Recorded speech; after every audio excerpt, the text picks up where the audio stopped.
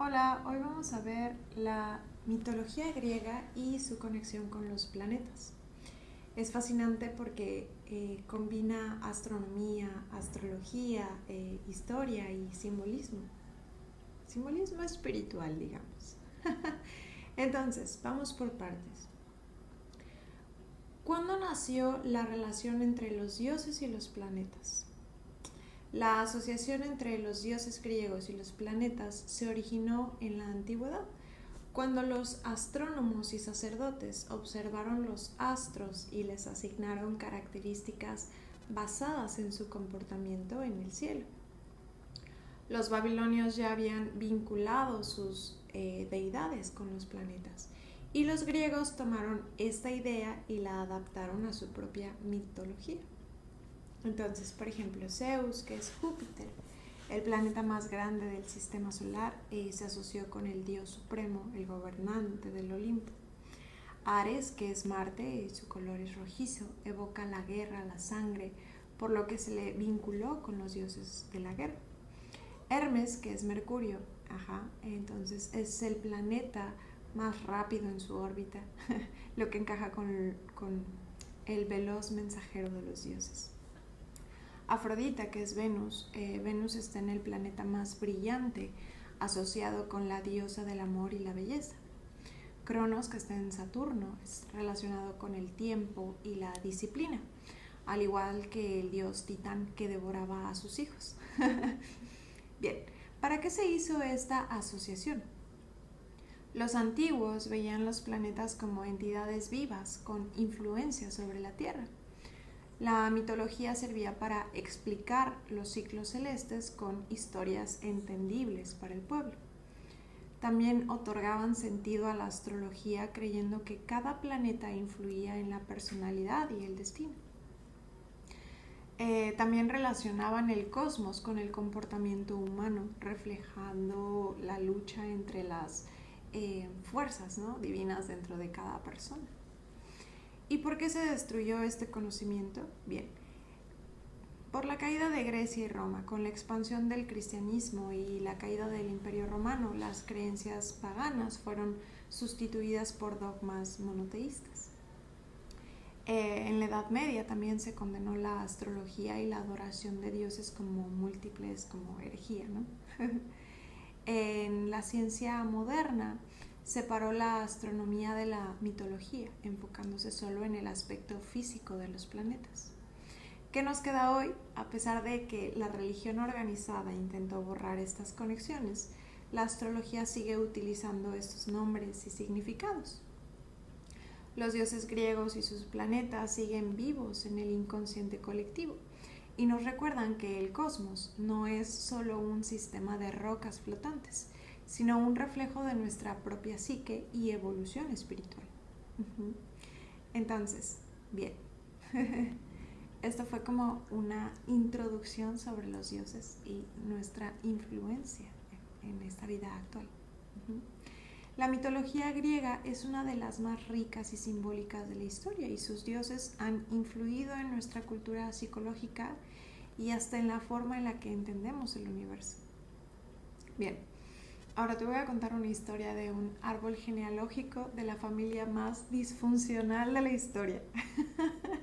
El drama familiar del Olimpo, la saga de los dioses griegos, ¿no? Todo comenzó con caos en el vacío absoluto. De ahí surgieron Gaia, la tierra, y Urano, ¿no?, el cielo. Ellos fueron la primera gran pareja cósmica, pero su relación pues fue un desastre, ¿no? Entonces, en la primera generación, los titanes y el padrastro del año, o sea, Urano, Gaia y Urano, ¿no?, tuvieron muchos hijos, ¿no?, los titanes, pero a Urano no le gustaba mucho sus propios retoños y los escondió en las profundidades de la tierra.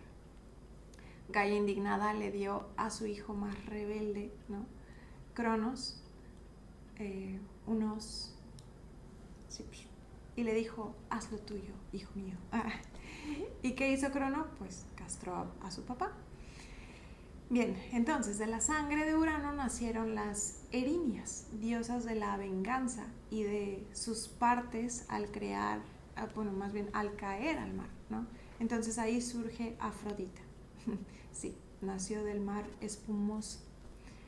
Pero bueno, no preguntemos de dónde era la espuma. Luego, la segunda generación son los dioses de los Olimpos contra los titanes, ¿no? Cronos tomó el trono, se casa con su hermana Rea y tuvieron varios hijitos. Pero Cronos tenía miedo de que sus hijos lo destronaran, digamos. Karma, no lo sé. ¿Y qué decidió? Pues tragárselos apenas nacían. Entonces Rea, harta de esta costumbre poco amorosa, engañó a Cronos dándole una piedra envuelta en pañales en lugar de su último hijo, Zeus. Mientras tanto, Zeus creció escondido en una cueva en Creta, alimentado con leche de cabra y entrenado para su venganza. Entonces, cuando Zeus creció, obligó a Cronos a vomitar a todos sus hermanos: Poseidón, Hades, Hera, Demeter y Hestia. Y juntos le declararon la guerra a los titanes.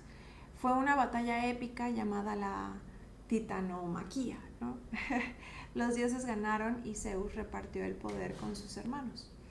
Poseidón se quedó en el mar, Hades se quedó con el inframundo, Zeus se quedó con el cielo y el liderazgo, y así es como nace el Olimpo, con Zeus en la cima como el CEO de los dioses. Y luego llega la nueva ola de dioses en el Olimpo. Zeus no perdió el tiempo y tuvo hijos con diosas, ninfas, mortales y hasta algunas transformaciones raras. Entre sus hijos más famosos está Atenea, la diosa de la sabiduría que nació de la cabeza de Zeus tras una migraña cósmica. Apolo y Artemisa, que son gemelos divinos, uno de la luz y la música y otro de la casa y la luna. Hermes, el mensajero divino y dios de los estafadores. Hefesto es el dios herrero a quien Hera arrojó del Olimpo por nacer feo. Dionisio es el dios del vino, de la locura y de las fiestas. Hércules, su hijo semidios más famoso, ¿recuerdan la película? Al que Hera hizo la vida imposible porque era fruto de una infidelidad.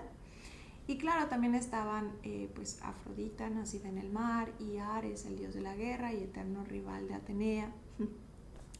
En resumen del todo el meollo cósmico olímpico, si los dioses griegos fueran una serie de Netflix, el título sería como Dioses, Pasión y Traición, el Olimpo en llamas o algo así.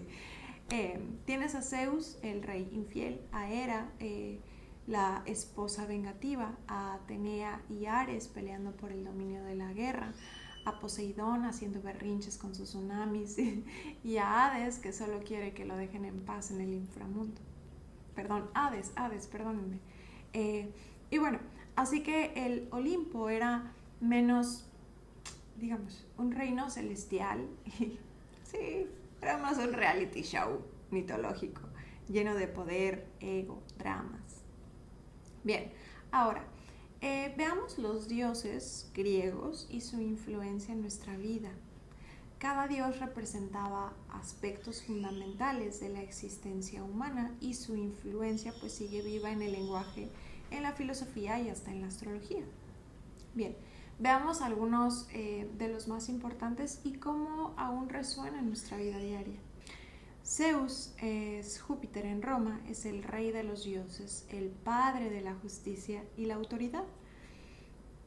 En nuestra vida representa el liderazgo, el poder y la necesidad de equilibrio en el mando. Poseidón, que es Neptuno, es dios de los océanos y los terremotos. Nos habla del poder de las emociones, la intuición y lo imprescindible de la naturaleza. Hades, ahora sí lo dije bien, Plutón, el señor del inframundo, nos recuerda la transformación, el renacimiento y la necesidad de aceptar nuestra sombra para evolucionar. Afrodita en Venus es la diosa del amor y su belleza, también su energía nos enseña sobre el amor propio, las relaciones y la atracción. Ares es Marte, el dios de la guerra, y representa la fuerza, la acción, la valentía, pero también los conflictos, la agresión, ¿no? Y esa agresión mal canalizada. Atenea, que es Minerva, es la diosa de la sabiduría y la estrategia. Su legado vive en la educación, el pensamiento crítico y la planificación. Apolo, que es Febo, es dios de la luz, la música y la profecía. Él representa el arte, la creatividad y el equilibrio entre razón e inspiración. Artemisa, que es Diana, la diosa de la luna y la casa, su energía es la independencia, la conexión con la naturaleza y el instinto protector. Hefesto es Vulcano, dios del fuego. Él nos habla de la perseverancia, el trabajo y la creatividad en la adversidad. Hermes, que es Mercurio, dios de la comunicación y los viajeros, ¿no? Su energía vive en la velocidad del pensamiento, el comercio y la diplomacia. Dionisio, que es Baco, es el dios del vino y la fiesta. Representa la celebración de la vida, la conexión con lo divino a través del gozo y del éxtasis. ¿Con qué propósito nació la mitología griega? Bien, la mitología no era solo un conjunto de cuentos, sino una forma de explicar al mundo la naturaleza, las emociones humanas. Y funcionaba como una psicología arquetípica para entender los ciclos de la vida, los valores y los dilemas morales. Entonces, veamos a los dioses griegos como psicología arquetípica y espiritual. Carl Jung, uno de los padres de la psicología moderna, hablaba de los arquetipos como patrones universales que viven en nuestro inconsciente colectivo. Son fuerzas primordiales que moldean nuestros pensamientos, emociones y comportamientos. Los dioses griegos son una manifestación de estos arquetipos, representando aspectos esenciales de la psique humana y la experiencia espiritual. Y entonces, ¿cómo funcionan los dioses como arquetipos psicológicos? ¿No me queda claro? Bien, cada dios era un reflejo de una energía que todos llevamos dentro. Cuando conectamos con un dios en particular, estamos activando esta parte de nuestra psique. Zeus, el líder, el padre arquetípico, representa la autoridad, el poder, la responsabilidad.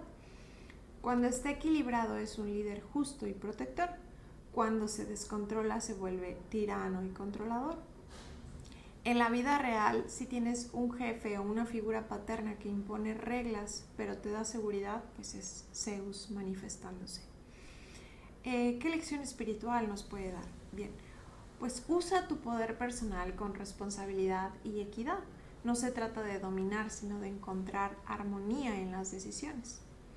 Ares es el guerrero, ¿no? El instinto de la supervivencia. Nos conecta con la fuerza, la pasión y la lucha por aquello que queremos. En equilibrio nos da el coraje para enfrentar la vida, pero mal canalizado genera agresividad y conflictos innecesarios. En nuestra vida, por ejemplo, si sientes la necesidad de defender lo tuyo o de ir por lo que deseas sin miedo, estás como en modo Ares. La lección espiritual aquí es, a veces es necesario luchar por lo que queremos, pero la verdadera batalla es con nosotros mismos. Afrodita es la conexión entre, digamos, el amor y la creatividad. Representa la sensualidad, el placer y la belleza. Cuando está equilibrada, pues nos ayuda a amar y a expresarnos. Mal enfocada, pues nos hace superficiales u obsesionados con la apariencia. En la vida real, pues si te sientes inspirado para crear arte o te enamoras perdidamente, es Afrodita activándose. Aquí la lección espiritual es amarte a ti mismo. Ese es el primer paso para amar a los demás. La belleza no solo es estética, sino es una vibración de armonía y amor. Bien, Ahora, Atenea, que es la sabiduría, ella es la pensadora estratégica, es el lado racional, la inteligencia y la estrategia. En equilibrio, pues nos ayuda a resolver problemas con lógica, pero si se bloquea nos vuelve fríos, calculadores o demasiado intelectuales. Entonces, en la vida real, cuando planificas bien un proyecto y piensas a largo plazo, estás en modo Atenea. La lección espiritual aquí es que la verdadera inteligencia es combinar intuición y lógica.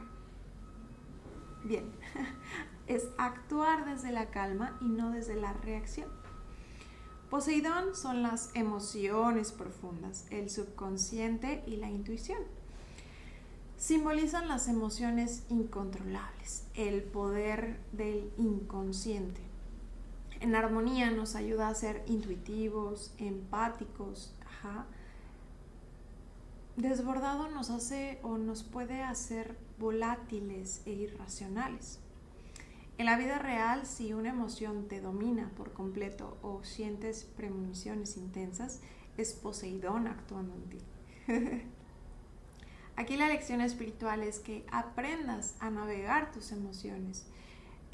La adaptación es la clave, como la flor de loto. El agua se moldea a cualquier recipiente. Poseidón nos enseña que la flexibilidad y la capacidad de adaptación son esenciales para evolucionar. Bien. El subconsciente es un océano profundo. Muchas de nuestras respuestas emocionales vienen de lo que tenemos oculto en el interior, entonces hay que atravesarlas. Bien, Apolo es la luz interior y expresión divina, ¿no? Es el dios del sol, la música, la verdad. Apolo representa la búsqueda de conocimiento superior y la conexión con la luz interior. También es el dios de la sanación, lo que nos recuerda que el arte y la armonía pueden sanar el alma. La lección espiritual aquí es que encuentres tu verdad y la expreses. Usa la creatividad y la armonía para sanar y evolucionar. Artemisa es la autonomía, el equilibrio con la naturaleza. Entonces, Artemisa es la diosa de la luna y la casa, representa la autosuficiencia y la conexión con la naturaleza.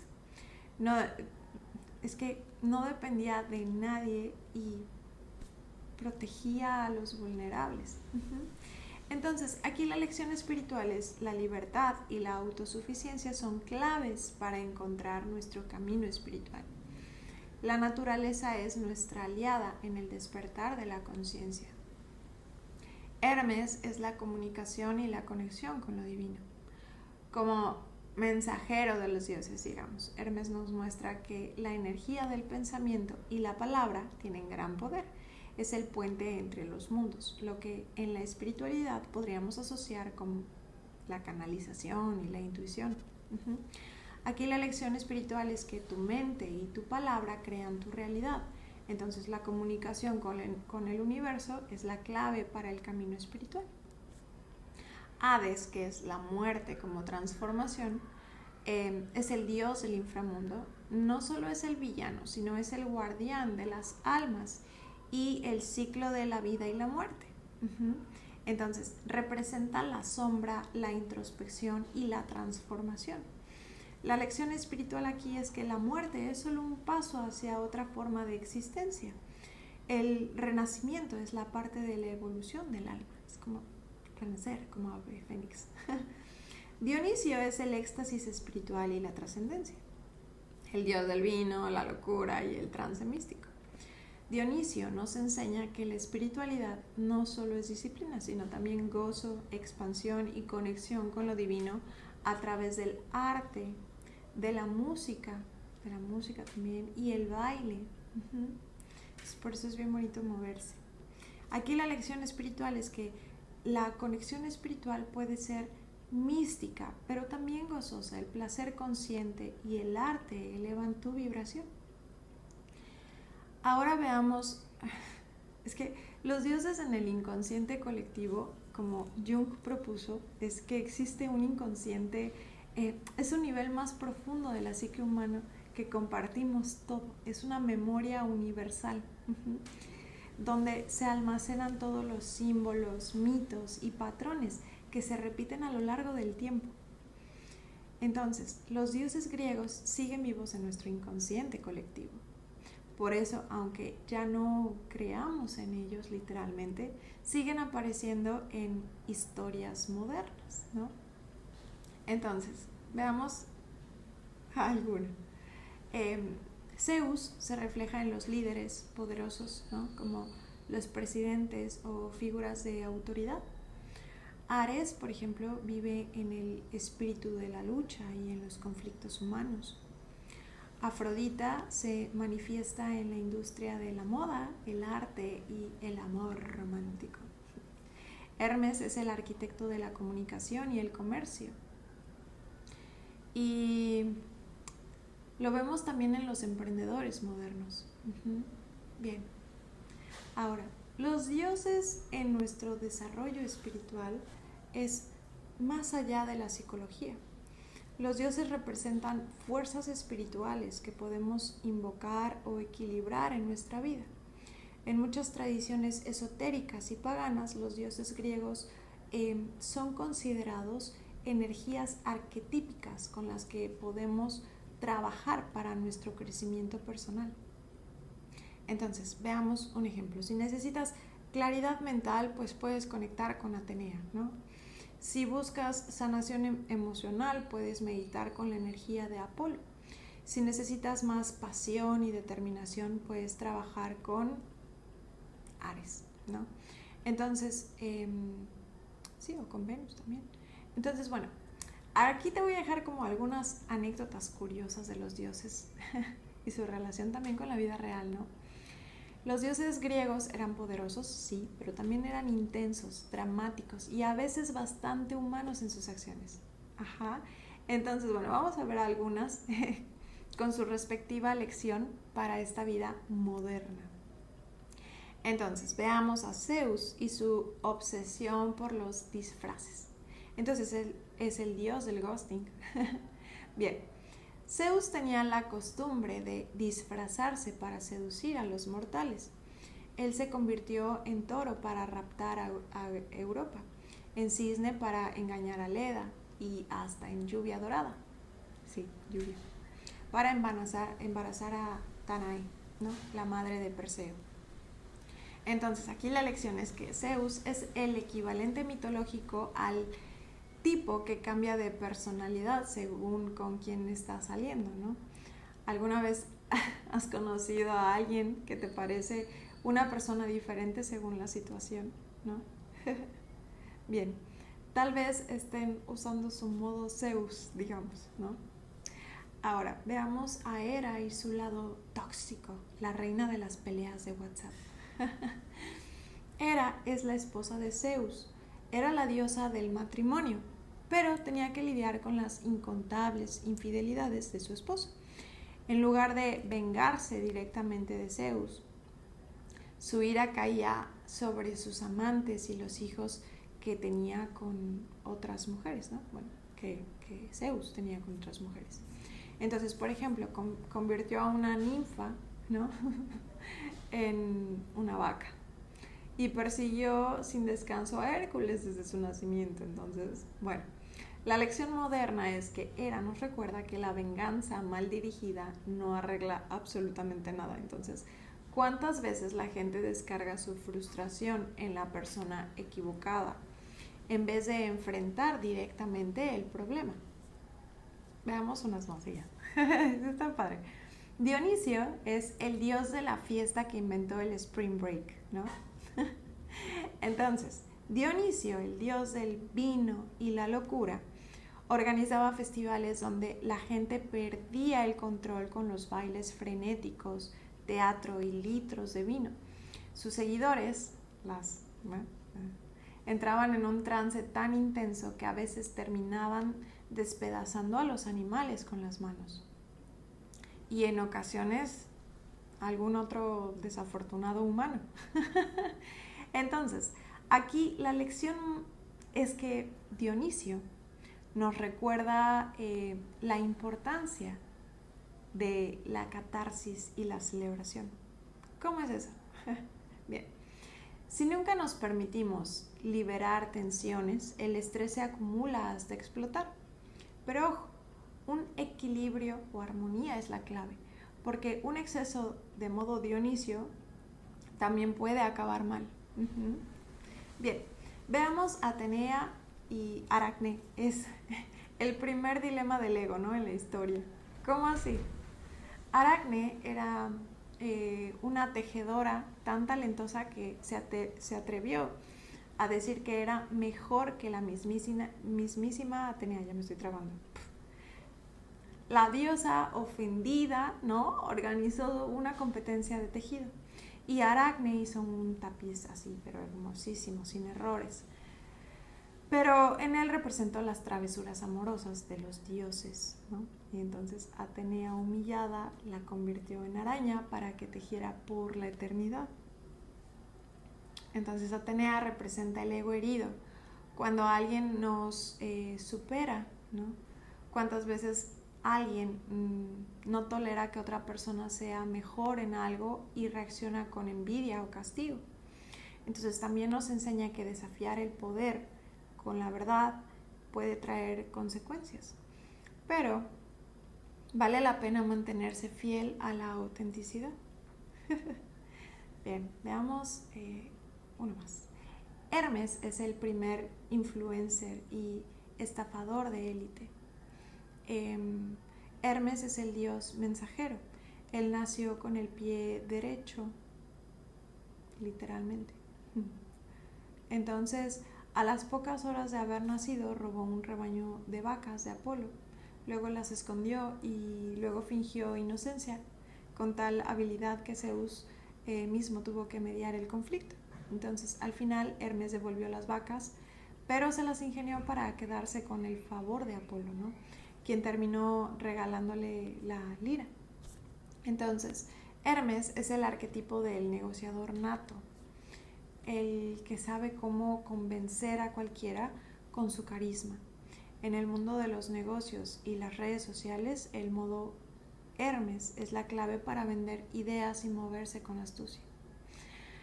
Así que bueno, como conclusión, la mitología griega nos ofrece un espejo de nosotros mismos.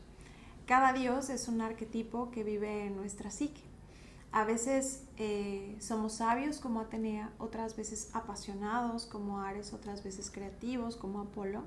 Y conocerlos es mejor, sí, es como conocernos a nosotros mismos. Y pues nada, estas fueron como algunas historias, la adapté para que fuera como un poquito más entendible. Te envío todo mi amor, toda la luz, toda la alegría y nos vemos en el siguiente capítulo. ¡Qué emoción! Un abrazo.